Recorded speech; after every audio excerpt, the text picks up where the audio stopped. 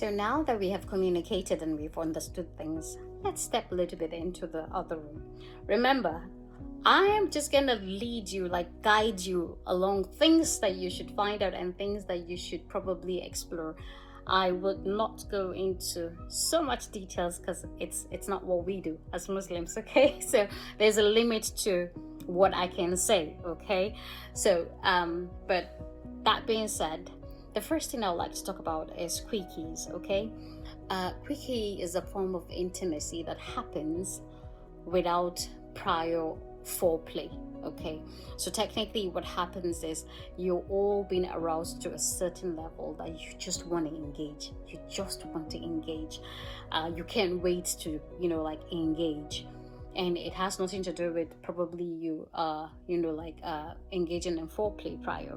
It could be as a result of you sending him some really naughty messages or him sending you some really naughty messages, and increasing, you're hyping each other up, saying all sort of things, like things you will do to him if he gets here in the next 20 minutes. There are some things you're going to do to him, things like that, or you're just saying some really naughty things. You know what I'm talking about, okay? You're just flirting around with him and he's also aroused. You yourself, maybe he reciprocates the same thing, you're aroused, and you just can't wait. And quickies usually happens outside the bedroom most of the times because you can't even wait to get to the bedroom. So yeah, it can happen anywhere.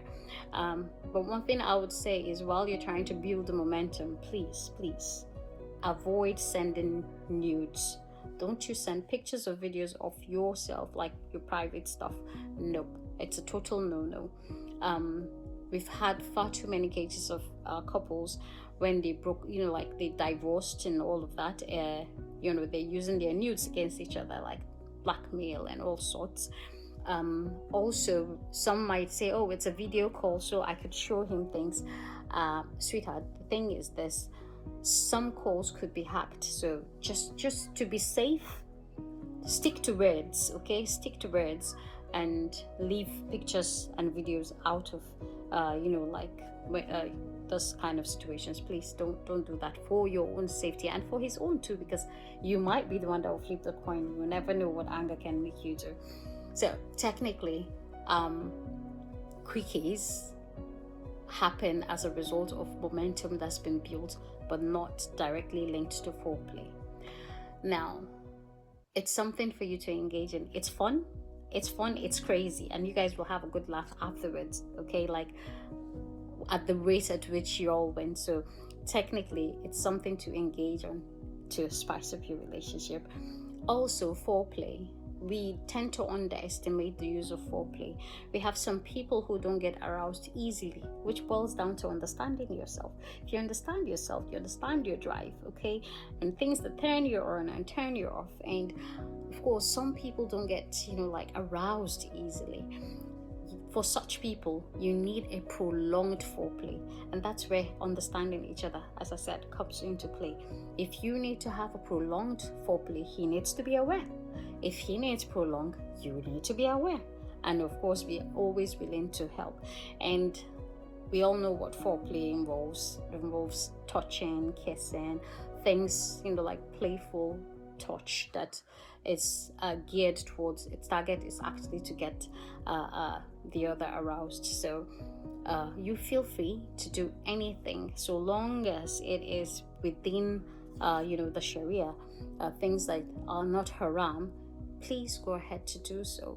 You could ask your spouse to understand where are those points that they find when you're to engage such points. It tickles their fancy. For some it's their ears, for some it's their neck, for some it's their nipples, for some it's like different regions. Like, you explore your spouse's body. I would then tell you where to touch, but technically explore your spouse. You would find some parts where they really love, and you find some parts where it's like, so technically you just try, okay? Try and ask, they will tell you. And of course, there are some spots that sometimes people don't even know about themselves, and it takes one curious or naughty spouse to, like discover that. So you be that one that will discover some other points that he is clueless about. So foreplay is very important to, like build up momentum to intercourse. And we all know what intercourse is all about. And technically, please, something for you to watch out for is anal sex. It is haram in Islam. It's a no-do. It's a no-go area. So no matter how you love him, if anal sex happens to be one of the things he loves, preach to him and let him understand the implication. It is a no-no for us as Muslims. So stay away from that. But any other thing, Bismillah, you could have fun. And when I talk about Bismillah, I would like to explore intercourse. Yes. Sometimes you're not in the mood for intercourse. Sometimes you're in your period. But then he wants to get close to you. How do you satisfy him then? You could actually opt for hand job, using your hands. And in using your hands, you could also try to get some lubricants. They're of different type, but advisably go for the water-based lubricants. Unscented will be nice as well, because some people might have allergic reaction to the scents in it. So opt for like water-based, and that is safe for you and is safe for him as well. For those who and you can find them in your pharmacies or big supermarkets. But if you're not bold enough, or he's not bold enough to go shopping for lubes, you could as well use coconut oil, or you could also use olive oil. Some people use olive oil, but some people don't like the smell. Others are fine with it, but coconut oil is perfect. You could use that as a lubricant to get some friction, and use your hands. And if he were to use his hand for himself, that would be masturbating, which is wrong in Islam. It's a no-do. However, if you are to do it for him, you're fine.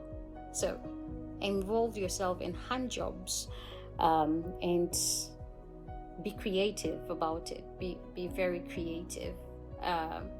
You could focus on any part of his tool, whichever you see drives him more crazy. That's your spot, and that's your cue to focus your attention on wherever part it is.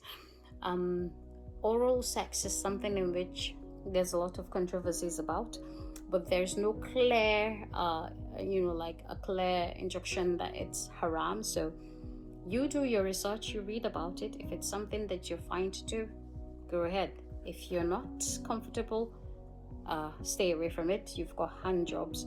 For some, they engage in boob jobs, where they use the cleavage.